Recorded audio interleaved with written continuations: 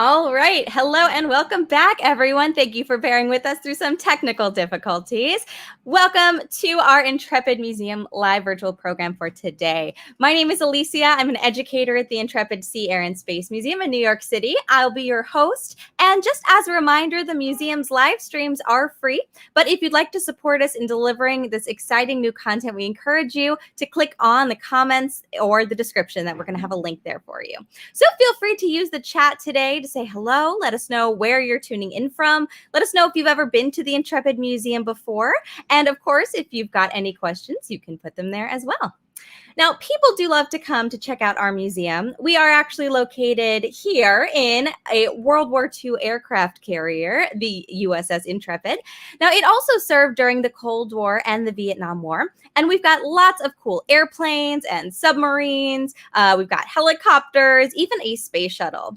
And at the Intrepid Sea, Air, and Space Museum, our mission is to promote the awareness and understanding of history, of science, and of service, to honor our heroes, educate the public, and inspire our youth.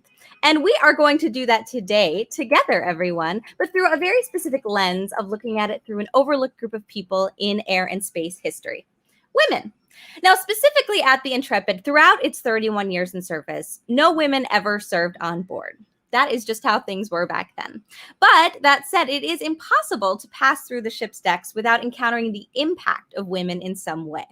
Now, first of all, our ship is called the Intrepid. Does anyone know what that word means? Intrepid. All right. So what does it mean to be intrepid? Tell me in the chat if you happen to know. And, while you're doing that, let's rewind a little bit in time and let's talk a little bit about how women actually got here. Now, women actually do have a long and often underrepresented history in the American military. In fact, they have served in every major conflict in some capacity from the American Revolution to present day. Many of them served as nurses, some of them went undercover as spies, and some even went undercover as men, believe it or not, so that they could fight, because women were seen, as too delicate to do so at the time. Now, until recently, less than about 100 years ago, women's roles were said to be in the domestic sphere. Now, that means at home. They were expected to stay there, to just raise children and cook and clean and sew.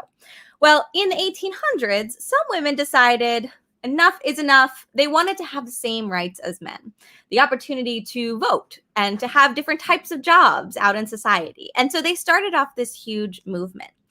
Many of you may know last year we celebrated the 100th anniversary of one of the accomplishments of that movement, the passage of the 19th Amendment, which gave many women the right to vote. But of course, that movement for equality is still going on today. Now, that said, we can certainly say that we've come a long, long, long way since then, and much of that is because of the work of some very intrepid women. So earlier I asked you to define for me the word intrepid, and I see we have a few answers in the chat. But yeah, basically, everyone, it means to be brave and strong and fearless. So today we are going to be focusing on some of those brave, intrepid women in the fields of air and space, which means we are going to have to start off right at the dawn of flight. Now, most people are familiar, of course, with the Wright brothers and their historic first flight in Kitty Hawk, North Carolina. But after that point, aviation really started to take off north of there in the Finger Lakes region of New York State. Now, it was in that area in a town called Hammondsport that a bicycle maker named Glenn Curtis was inspired by them, the Wright brothers, to start putting motors on some of those early glider planes that he was making.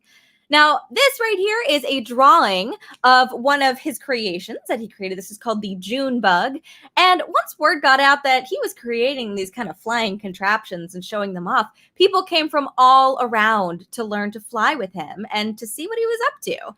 Now, one of those people was a woman by the name of Blanche Stewart Scott, who you can see here. Now, she soon became known as the tomboy of the air. She was born in 1884 in Rochester, New York, and was an early enthusiast of the automobile, though bear in mind, I do say automobile quite loosely here. This was still the turn of the century. They weren't quite what we have today. In 1910, at the age of 26, though, she had been contracted by a car company to drive across America in a publicity stunt. So, accompanied by a female reporter, she drove all the way from New York to California, stopping along the way at all of the different dealerships of that particular company. So the trip was a huge success, and she got a ton of money for it. But all right, why is this important? Why am I telling you this? Well, Glenn Curtis heard about this trip, and he was so impressed that he offered to give her flying lessons. In fact, she was the only woman to receive instruction directly from him. So on September 3rd, she began her lessons. He had put a limiter on the throttle of the airplane to prevent it from going fast enough to actually go airborne while she was taxiing around on the ground on her own. But 3 days later, she was practicing and something happened. All right. Either the limiter moved or a gust of wind blew and lifted the biplane up 40 feet into the air before eventually then coming back down for a gentle landing. So her flight was pretty short and more than likely unintentional, but Blanche Stewart Scott is therefore credited as the very first woman to pilot and solo in an airplane in the United States. And yep, perhaps it was all by accident. Who knows? Sometimes happy accidents happen. And she ran with it. She went on to become a professional pilot. She became the first woman to fly at a public event in America. And she became a very accomplished stunt pilot. She was known for flying upside down and performing these death dives from an altitude of 4,000 feet. She'd go down, and then at about 200 feet, she'd pull back up again. And she also became the first female test pilot. But eventually, she retired from flying altogether after only about 6 years because she became bothered by the fact that the public was really, really interested in air crashes. And, you know, the fact that the aviation industry just also didn't allow many opportunities for women to become mechanics or engineers themselves. So by the time that she passed away in 1970 at the age of 79 years old, she actually had accomplished quite a bit as a pilot, but she had never actually applied for her pilot's license nor her driver's license. And remember, I told you she was really into automobiles too. So they were all still, you know, so new at the time that she'd gotten into them that they hadn't really existed yet, and neither did the licenses for them. Now, speaking of licenses, Harriet Quimby was the first woman to actually receive her pilot's license in the United States. This was 1903, and she was the age of 28. She moved from Michigan to New York City to work as a theater critic and as a journalist. But a few years later, she became very interested in aviation after she had attended an international aviation tournament at Belmont Park on Long Island. So she started to talk about aviation in her articles a bit more, and she really encouraged flying as a sport for women. And just 1 year later, in 1910, she took her pilot's test and became the very first American woman to earn an official Aero Club of America Aviator's certificate. So she became known as one of the country's very few female pilots, and she famously embraced her femininity by wearing a specially made plum-colored flight suit. So she always said, if a woman wants to fly, first of all, she must, of course, abandon skirts and don a knickerbocker uniform. So that basically means pants. So her famous one-piece hooded purple suit that you can see here was made of woolback satin.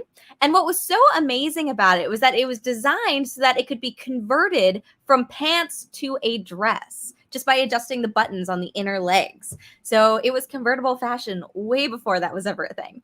And she famously always would wear this flight suit, though. And then a few years later, a grape soda company called Vin Fizz even recruited her to be their spokesperson. And they used that great image of her in her purple aviator uniform for a number of their advertisements.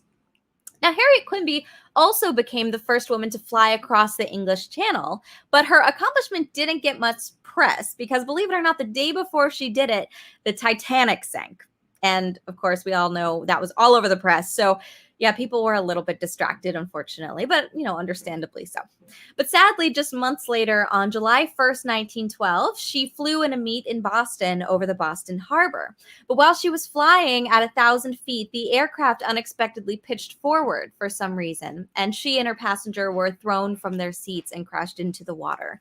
So very sadly, at that point, she had only had her license for 1 year at that point. So who knows what other wonderful things she might have accomplished later in her life. But, you know, women like Blanche and Harriet were absolutely remarkable for their time. You have to remember, this is a time, the turn of the century, women were facing a number of barriers that made them unable to fly commercially or with the military. And they were also under constant scrutiny all the time, down to everything like what they wore, like that purple jumpsuit, right? So one famous aviatrix of the time actually said, and I'll make it bigger for you here, She said male pilots could look like deep sea divers or humanoids with braided faces from Mars, and reporters loved it. The eerier, the better.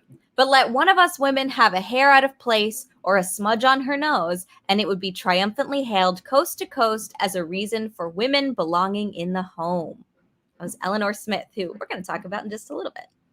Now, it was around this time that World War I was happening, and all of the new flying fields that had popped up, particularly out on Long Island, were being converted to training grounds for pilots who were heading overseas to go fight.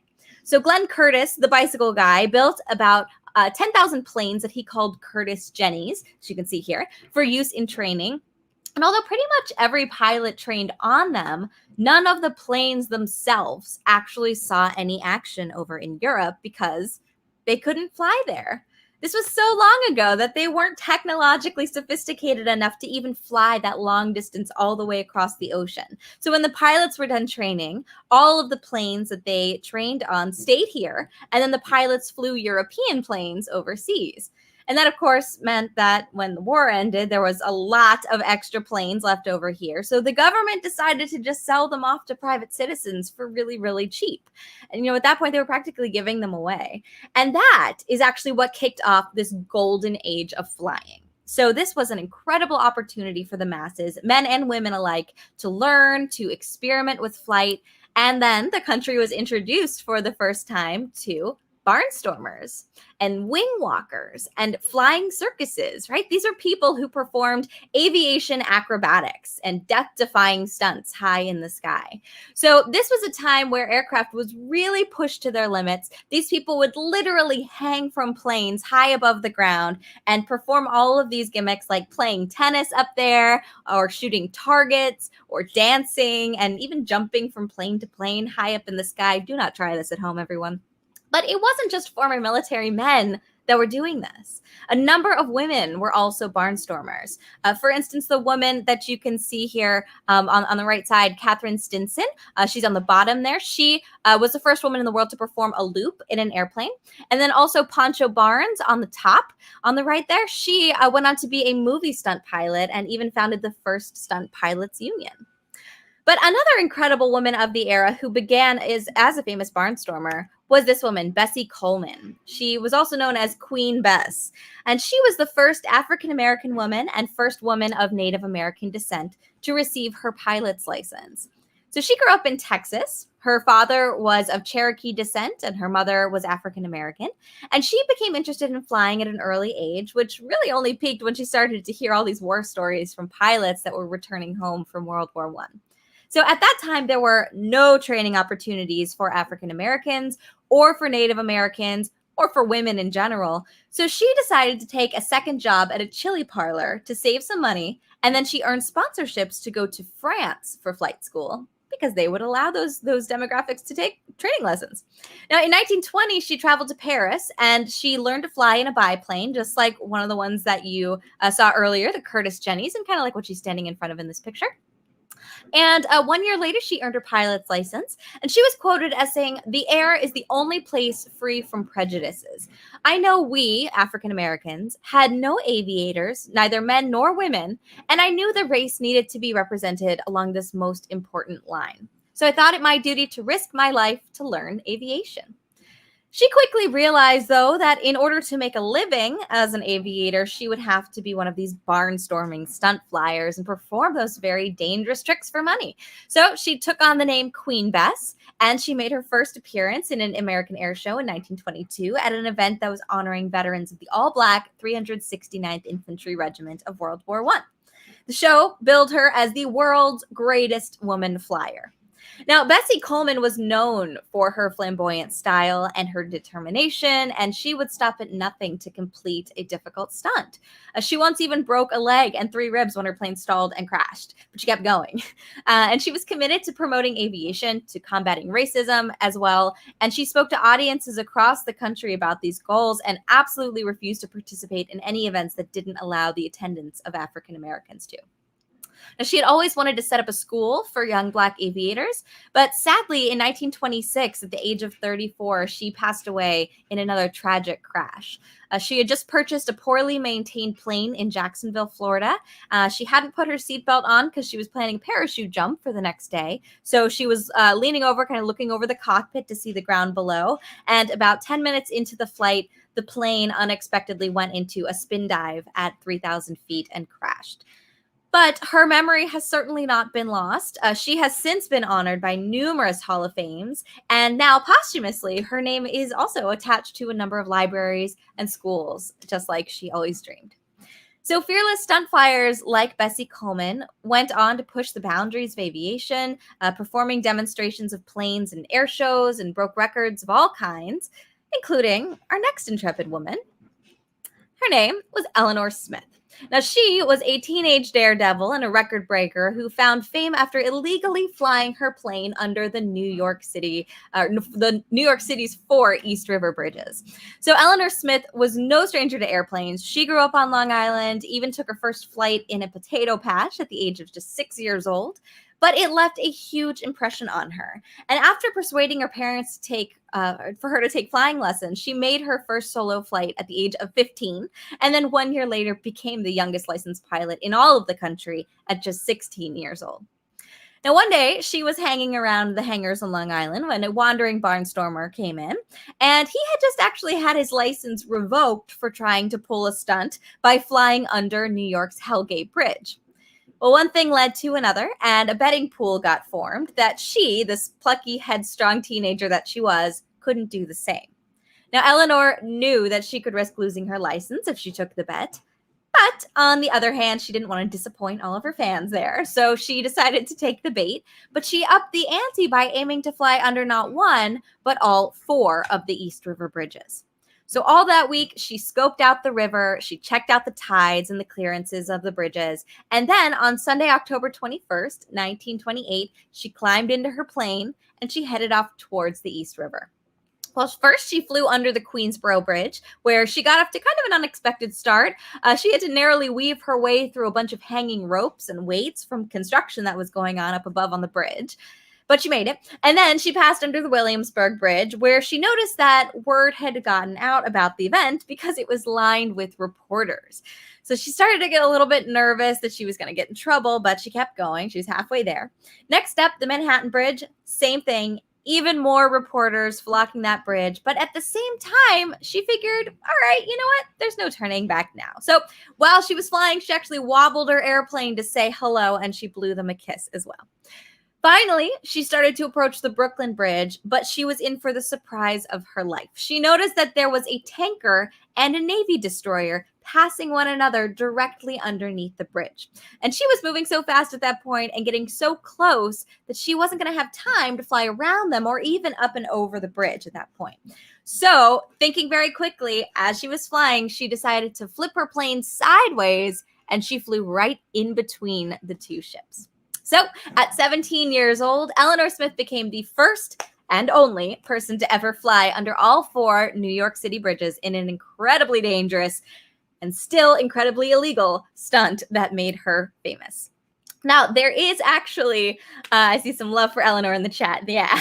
Now, there is actually one picture of that event, and I can show it to you. Here it is, and I'll make it real big for you as well. So this is a picture of her flying under the Williamsburg Bridge, and you can see her plane circled there in the center in red. Now, believe it or not, the city took pity on her, probably because of her age. Her license was suspended by the mayor of New York, but only for 10 days. And she did receive a reprimand from the Department of Commerce, but in the same letter, there was a separate note from the guy's secretary asking her for her autograph. So Elinor Smith went on to set a number of early endurance and speed and altitude records, and was even voted best female pilot in the country in 1930 by her peers, beating out Amelia Earhart. And in 1934, she was also honored by being only the 3rd person and first woman to appear on the Wheaties box. You can see it right there on the right. Kind of amazing. So she later went on to become a test pilot for airplane manufacturers and the U.S. Air Force. And then decades later, she got involved with a foundation that was trying to save a World War II aircraft carrier from the scrapyard. Now, that carrier's name was, believe it or not, Intrepid, which of course is now home to our Intrepid Sea, Air, and Space Museum. So we also have a very neat little connection with her at the museum as well. So before I go on, everyone, I want to pause here and see if we've got any questions. Any questions at all?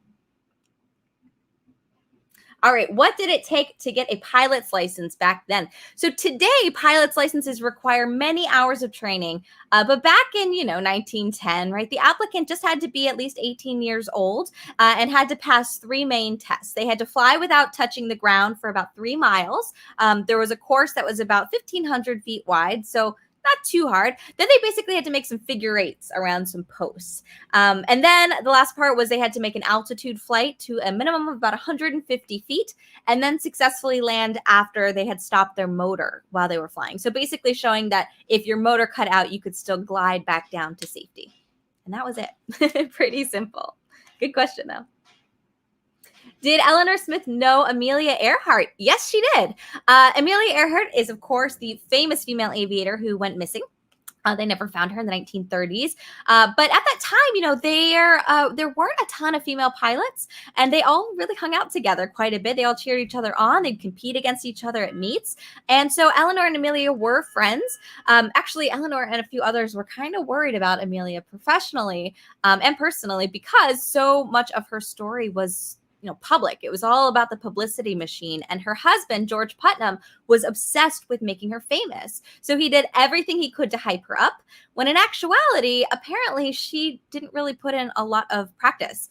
In Elinor Smith's autobiography, she mentions that a few of she and her co-pilots, her fellow pilots, were really worried about her because they never saw her practicing out in the fields. She really wasn't up to speed with a lot of the gear that they were using and whatnot. And also, she had this really awkward encounter where her husband asked Elinor to fly as Amelia Earhart under the guise that she was just a mechanic at the time. And then when they landed, he said that she had to duck down in the cockpit so as to not be in like the photographs and stuff. There's some really crazy stuff. But yes, they were friends.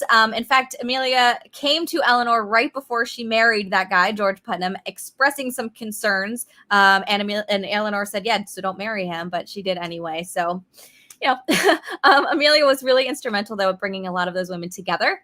She founded something called the 99s, which is an organization for female pilots that is still around today, too. So really, really, amazing stories connected to another very famous woman in the aviation world. Awesome. Good question. All right. So as we move forward in time, everyone, the 1940s brought us into World War II, right? And women primarily took on support roles on the home front, building airplanes and ships for use overseas. Now, the construction of warships like the Intrepid required some very specialized skills. They couldn't be created in mass the way that airplanes or smaller ships were. But looking at the history of the Intrepid is actually a really great example to kind of pick apart what happened. So this, what you are looking at here, I'll make it a little bigger for you. This here is a newspaper clipping that talks about the creation of the Intrepid way back in 1943. So for a little bit of history, the keel of our ship was actually laid in Newport News, Virginia on December 1st, 1941. And then just 6 days later, Pearl Harbor was attacked. Now that dragged a number of the male shipyard workers into war, and about 400 women were then called in to temporarily fill some of those positions to keep up with the wartime needs. And a couple of those women you can actually see in this photograph here from the newspaper.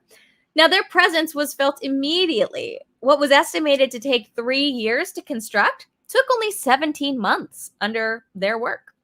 Now, just prior to its launch on April 26, 1943, the USS Intrepid was even christened by a woman. That right there is Helen Smith Hoover, the wife of a Navy admiral, smashing a bottle of champagne against the Intrepid because, that's what you do. And the other photo on the left was a gift exchange between her and one of the welders from the shipbuilding yards. So these hardworking women who built planes and ships, They represent that Rosie the Riveter persona that is commonly seen on, propaganda during this time. They're these women who left their jobs as laundresses and waitresses or office workers to take on these more dangerous and dirty jobs for war. So the conditions were rough, and many didn't have proper safe work attire. And, it did, though, allow them the opportunity to branch out into the workforce more, even though, they were still making half as much as the men were at the time. But with all the manufacturing needs at an all-time high during the war, even more workers were needed. So the government started to target these middle-class housewives with posters, like the one you can see here on the right, tugging at their heartstrings. It says, "The more women at work, the sooner we win." So from 1942 to 1944, the government launched publicity campaigns to sell the importance of women doing their part for the war effort to meet, production demands. And this is really where that Rosie the Riveter campaign was created. So two popular images of Rosie were painted by Norman Rockwell. The first, all the way on the left, is his Rosie the Riveter painting. This one was used for the cover of the Saturday Evening Post. And then also you've got his Liberty Girl, Rosie to the Rescue illustration in the center, which shows a young woman carrying the tools of 31 new jobs that American women were able to hold for the first time.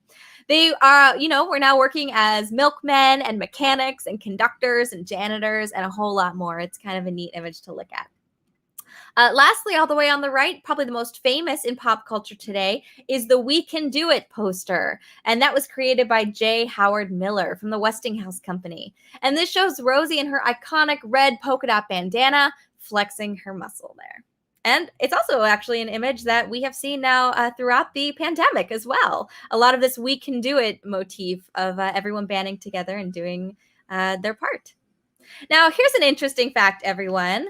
Can you name this Rosie? Anyone know? Tell me in the chat if you happen to know. Can you name this Rosie? Who is this woman? Take a guess for me in the chat. Take a close look and see if she looks familiar to you at all. And I'll tell you, the hair color might fool you. Anyone want to take a guess? Oh, I see. All right, some people have some ideas. Oh, nothing yet, nothing yet. All right, the answer, everyone, it is none other than iconic star Marilyn Monroe. So she went by Norma Jean Doherty back then. She was only 18, and this was, of course, before she became a superstar. But that just goes to show you how everyone pitched in to help out with the war efforts. She worked 10 hours a day for $20 a week at the Radio Plane Company in Burbank, California, building basically what we would call drones today. So you actually see she's got these little propellers in her hand. Now, what's amazing, though, is that job might have kicked off her illustrious career because she won a $50 war bond after she was chosen as queen of the company picnic. Now, World War II also gave us female test pilots for the first time. Grumman Aircraft in Bethpage, Long Island also allowed women like Barbara Jane, Elizabeth Hooker, and Teddy Kenyon the ability to test the capabilities of aircraft while in combat. And these women flew bombers and fighter planes, and the company, Grumman, also recognized that women might need a little extra help and maybe, a few extra hands as single parents at the time. So they showed their support by creating one of the first wartime nurseries for the children of their workers, too. Something that is definitely valued still today. Now, nearly 400,000 new roles were also created within the military reserves outside of traditional work as things like a nurse, such as the WAVES, which stands for Women Accepted for Voluntary Emergency Service. Now, these women filled jobs as secretaries, air traffic controllers, and translators, and the WACS, also WACS, which was the Women Auxiliary Corps. And these women helped at switchboards and with radios, and they also helped to break codes, too. Meanwhile, you also have the WASPs, which stands for Women Air Service Patrol, also known as the Fly Girls, who did training exercises, and they also ferried new aircraft and equipment to their final destinations. Fun fact, the WASPs were actually founded this week, 78 years ago, so 1943. Now, Jacqueline Cochran, who headed up the WASPs, was a famous record-breaking aviator who played a very important role in the inclusion of female pilots in the military. But before that, she was also a businesswoman. Before she took up competitive flying, she was in the beauty industry, and some of the most successful products of her cosmetics line, Wings to Beauty, had been developed specifically for the dry skin and the chapped lips that aviators often encountered during flight. One of her most unique products was called the Perk Up Stick, and it contained 5 products. There was a cleansing cream, a rouge, a night cream, a foundation cream, and a powder. And it was all in a small cylinder that looked kind of like a lipstick tube. And you could actually unscrew each of the little portions there to get out the different product. And actually, you can see her there holding up the Perk Up Stick in the bottom picture there as well, that little black stick that she's holding. So Jackie Cochran was actually born Bessie Lee Pittman. She was the youngest of 5 children in a very poor family in Florida. They had moved from town to town, setting up and reworking sawmills. And at the age of just 14 years old, she married a man named Robert Cochran, and she gave birth to a son, Robert Jr., who very sadly died at only 5 years old. But after the marriage ended a few years later, she decided to keep the name Cochran, and she began using Jacqueline or Jackie as her given name, and she became a hairdresser and eventually wound up in New York City, where she was able to get a job at a very prestigious salon at Saks Fifth Avenue. Well, one day in the early 1930s, a friend offered her a ride in an aircraft for fun, but it left a huge impact on her. And Cochran began to take flying lessons at Roosevelt Airfield on Long Island, and she learned to fly in just 3 weeks. Then within 2 years, she obtained her commercial pilot's license and went on to be a huge proponent for the inclusion of women in air races. Now, in 1937, she set a new women's world speed record, earning her the new nickname Speed Queen. And just 1 year later, she was considered the best female pilot in the United States. Now, in the years leading up to World War II, she was a part of something called Wings for Britain, which was an organization that ferried American-built aircraft overseas to England, which allowed her actually to become the first woman to fly a bomber across the Atlantic Ocean. But knowing how important this work really was, she wrote to Elinor Roosevelt and encouraged her to start a women's flying division in the Army Air Forces. She felt that qualified women pilots could at least do all of the domestic non-combat aviation jobs, and that would free up, of course, more men to be able to go into combat. So eventually the Women's Flying Training Detachment, the WFTD, opened up. And that was headed by Cochran. And then in 1943, they merged with the WAFs, the Women's Air Force Service, to create the WASPs. Again, 78 years ago this week. And as their director, she supervised the training of hundreds of women pilots throughout World War II and was quite possibly the first woman pilot in the United States Air Force as well. Now, post-war, she continued to set records like speed and distance and altitude, and most famously became the very first woman pilot to go supersonic. And that means faster than the speed of sound. And that was in 1953. She set a world speed record of 652 miles per hour. Now, more fitting for us here at the Intrepid, she was also the first woman to land and take off from an aircraft carrier. Very cool. As well as the first woman to make a blind instrument landing, meaning she couldn't see and had to only rely on her equipment. She was also the first pilot to fly above 20,000 feet with an oxygen mask. And in 1960, she even flew the Goodyear blimp. So she still holds more distance and speed records than any pilot, living or dead, male or female. Pretty amazing woman, that Jacqueline Cochran. Now, World War II also opened the doors for a few female air and space engineers, like Mary Golda Ross here, who became the first Native American aerospace engineer. So she began her career at the aerospace company Lockheed during World War II. And at the time, women engineers were extremely rare. In fact, she was the only one in her whole division, but she ended up staying on the job for over 30 years, even eventually helping out with the early years of the space program. Now, she had grown up in a small town in Oklahoma.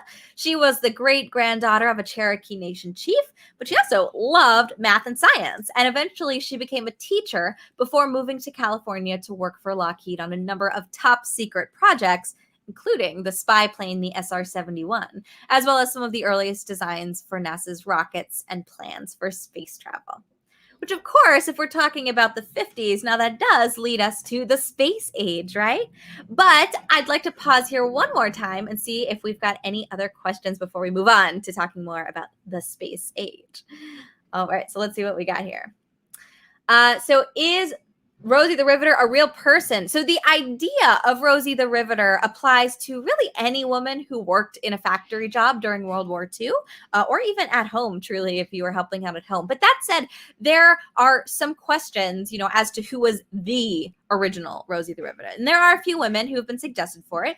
One of them was a Navy machine shop worker, and she was actually photographed wearing a polka dot bandana, just like in the images. Another one is actually a riveter named Rosie at a bomb plant.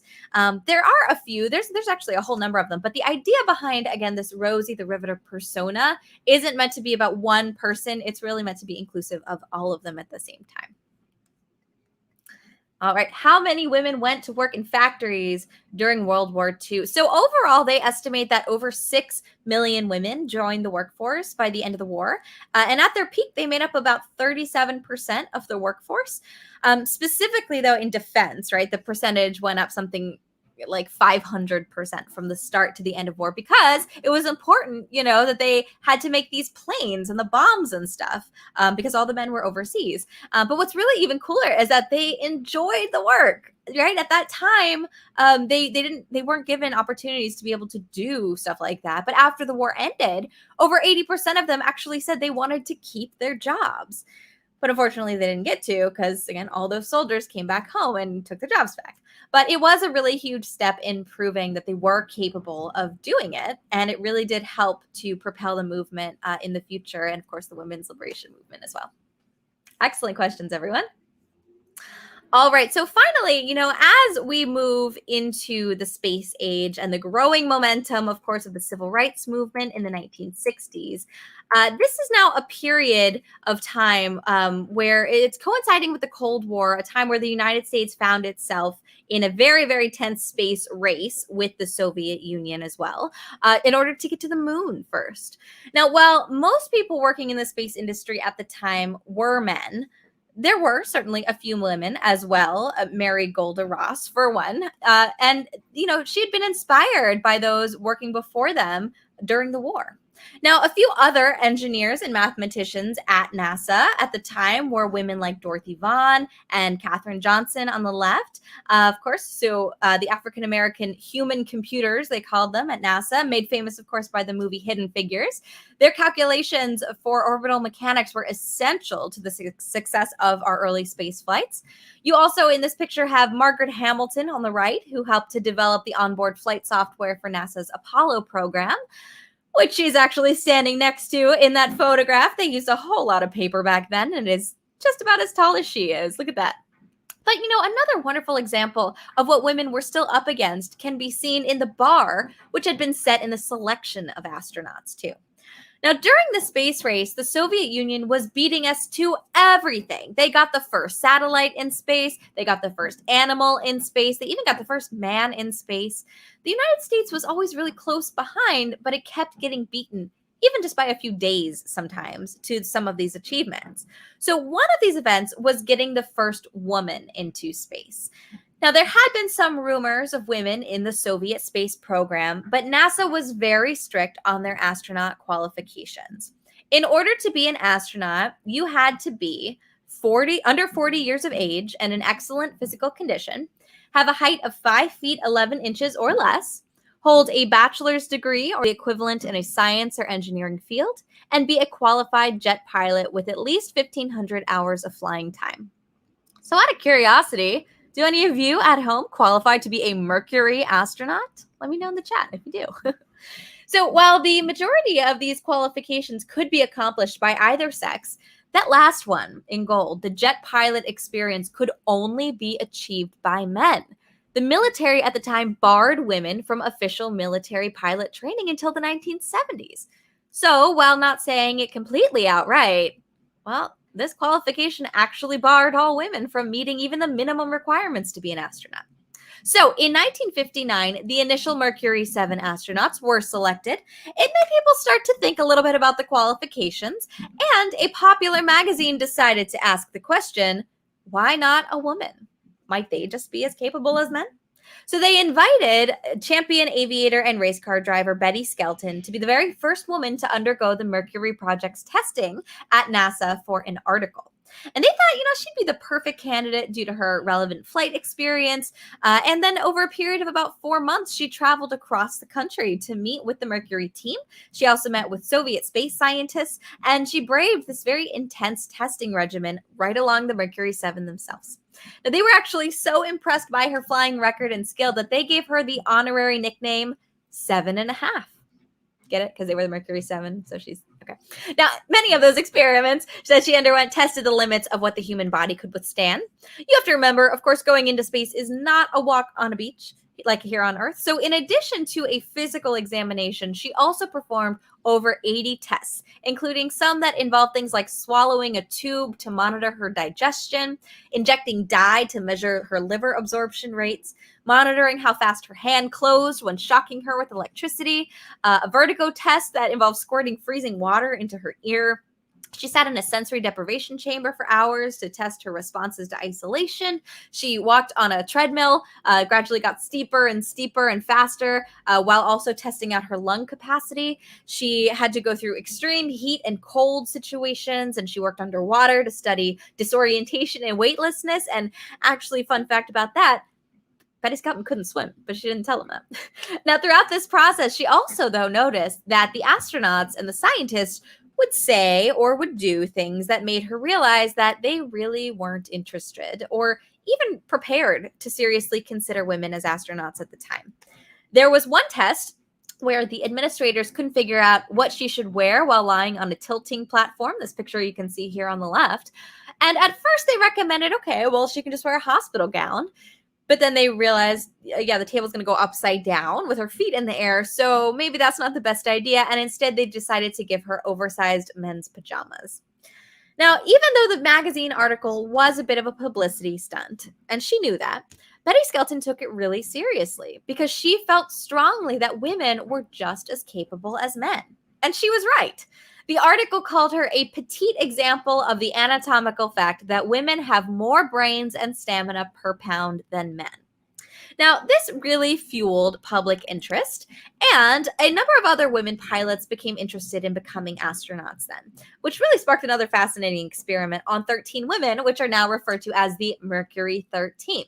The doctor who had originally developed the Mercury program's testing protocol for NASA set up his own privately funded program for women and even said that it was more practical from an engineering standpoint to send women into space over men because they generally weighed less, so they would require less fuel to get them into space, and they would also need less oxygen in order to survive. Kind of practical, actually. So during his test, one participant, Jerry Cobb, who you can see in the big picture on the right there, even passed in the top 2% of all participants to ever take the test, actual astronauts included. So the evidence was starting to become pretty clear that women were, in fact, qualified. But this also kind of scared NASA, who, again, kind of a boys' club, but they were also feeling the pressure to succeed in the space race, and they didn't want anything to go wrong or distract them from the goal. So they had the program shut down. Well, as you can imagine, a lot of these ladies were upset. So much so that they met with the president and they took part in congressional hearings to get women into space. And in those hearings, John Glenn himself, the first American astronaut to orbit the Earth, even testified against them. He said, quote, "It's just a fact. The men go off and fight the wars and fly the airplanes and come back and help design and build and test them. The fact that women are not in this field is a fact of our social order." Ooh. Now, that might be a little frustrating, maybe even a little surprising to hear today. John Glenn is, of course, one of our national heroes, and even he wouldn't back them up.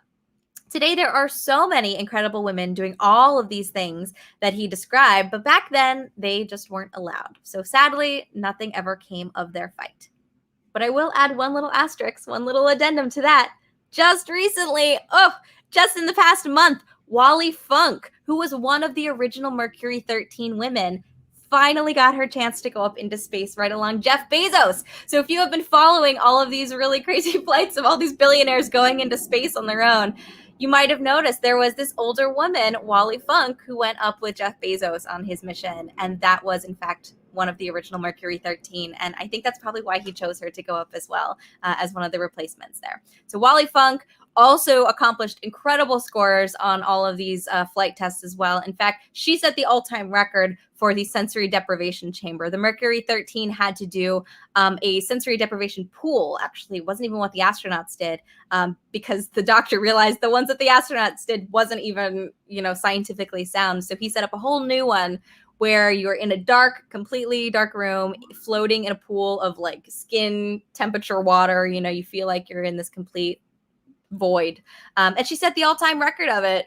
I can't remember the hours of it, but it was incredible, incredible, incredible. So yay, Wally Funk. And yay that she finally got to go into space. Amazing. Now, just 1 year later, in 1963, the Soviet Union beat us again and sent the first woman into space, Valentina Tereshkova. Now, don't get me wrong. It was a giant accomplishment for women worldwide. But as you can imagine, also an incredible disappointment for, all of these other women who had tried so hard to encourage NASA to change their policies and to give women a chance. And what's even more frustrating is the fact that it would be another 20 years after that before America even got their very first female astronaut into space. Now, the 60s really propelled the women's rights movement forward. And eventually, when the space shuttle program was launched in 1976, NASA finally began to encourage women to apply as astronaut candidates. So 6 women were selected in that first class, including Sally Ride on the left, who also became the first American female astronaut in space in 1983. She had applied after seeing an advertisement in the Stanford student newspaper where she attended, and was one of only 35 people selected out of 8,000 applications. Now, as could be expected before her first historic flight, the media was all over her because of her gender. She was asked very silly questions like, will the flight affect your reproductive organs? And did she cry on the job? NASA even consulted with her about putting together a makeup kit for space, which she then reminded them that, of course, that is completely unnecessary. One talk show host even joked that the shuttle flight might get delayed because Dr. Sally Ride had to find a purse to match her shoes. Ugh. We had come so far, and yet still had so much further to go. Regardless, Sally Ride did make history in 1983, 20 years after Valentina Tereshkova took women into space, and has paved the way for women ever since. As of today, 82 other women have also officially become astronauts. She was very, very inspirational. Now, of particular note, Dr. Mae Jemison became the first African-American female astronaut in 1992. Just 1 year later, Ellen Okoa became the first Hispanic woman in space. Then, a year after that, Chiakai Mukai became the first Japanese woman in space. And then in 1997, Kalpana Kala became the first woman of Indian origin in space as well. Also, Eileen Collins became the first woman to both pilot and later command a space shuttle mission. And in 2019, we also had the first all-female spacewalk when Christina Koch and Jessica Meir, the two who are standing in blue furthest on the right there in that image, left the International Space Station together to do some routine maintenance. And of course, coming up in 2024, if all things go according to plan, the Artemis missions are going to send our very first woman and next man all the way to the moon. So that is coming up. Everyone stay tuned for that. So as you can see, even though historically they haven't frequently been highlighted, these intrepid women have played such an important role in the air and space history through all of their hard work and their ideas, and they have absolutely paved the way for the rights and the opportunities that are available for women of today and of tomorrow. There are, of course, countless others who deserve to be celebrated, but I do feel very honored to feature even just a few and bring their stories to light for you today as well. So I want to see here, everyone, as we round out the program, if we've got any other last questions as well. So did any of the women who did the astronaut Tests get to go into space. So, with the exception of Wally Funk, no, they're all really, really qualified, but unfortunately, it just wasn't the right time for many of them. Many have passed away since then, but back when they were still launching the space shuttles, they invited them to NASA to watch the launches from time to time. So they did acknowledge them, at least NASA did. They were all there, for example, when Eileen Collins became the first woman to pilot the shuttle. They definitely followed the program, but most of them, with the exception of Wally Funk, which is so amazing, never actually got to become astronauts, unfortunately. All right, and one last question here. How can I become an astronaut today? Amazing. So astronaut requirements have changed quite a bit since those early days of the Mercury program. Today, in order to be an astronaut, you have to be a U.S. citizen. You have to possess a master's degree in a STEM field like science or math or engineering. You have to have at least 2 years of related professional experience or at least 1,000 hours of flight time in a jet, which you can do as a woman these days. You also have to be able to pass the NASA long duration flight astronaut physical, which is very different than what they had to go through in the Mercury days. And then they say you also have to have skills in leadership, teamwork, and communications. So then after you beat those minimum requirements, right, then NASA will review your application. They'll then invite a small group of only the most highly qualified candidates in for interviews. And then about half of them are invited back for second interviews. And then from there, they select the new candidates. And then begins the real work. You spend the next 2 years learning basic astronaut skills like spacewalking and how to move around in the space station and flying jet planes and controlling the robotic arm and stuff like that. And then after all of that, hopefully maybe you also get picked to actually go up on a mission as well. Oh, right. That's an excellent question, though. A great way to round us out for the day. So, everyone, if you've got any other questions about our programs, you can feel free to reach out to us through our website, intrepidmuseum.org, or also through social media. And I would like to thank you all so much for bearing with me today, for watching and sharing your questions and comments. As you know, the museum has a number of new live streams, so please do follow and subscribe to this channel or visit our website for the latest streaming schedule. And if you're able, your donations of any amount help to keep our programs free or low cost, so we encourage you to explore becoming a member of our museum online. Our next family program is this coming Thursday at 3 p.m., and it is Star Stories, where we are going to take a look at our night sky. We're going to learn a little bit more about some constellations that inspired some amazing stories and fantastical tales. So be sure to tune in, streaming right here on this platform that you're watching now, to catch that. Again, that's Thursday at 3 p.m. All right, my friends. So once again, thank you so much for joining us today, and hopefully we'll see you online for an upcoming program. See you next time.